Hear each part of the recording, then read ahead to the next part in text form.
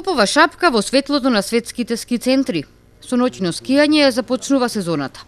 Утре вечер од 19 до 22 часот ќе бидат отворени патеките за сите љубители на скијањето и предизвикот скијање во ноќни услови. Осветлувањето беше поставено уште летово, а патеките со снег машините ги доработуваат.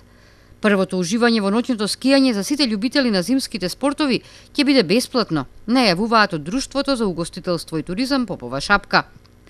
Официјалниот старт на новата 2012-2013 скијачка сезона, според предвидувањата, започнува овој викенд. Сите ски лифтови се во функција. За сега нема да работи единствено двоседишницата кон Церипашина, но се очекува истата да профункционира за 10 дена. Љубителите на скијањето и снегот и оваа година ќе уживаат во убавините на овој туристички центар, на кој има близу 1 метар снег, уредени патеки и угостителски услуги.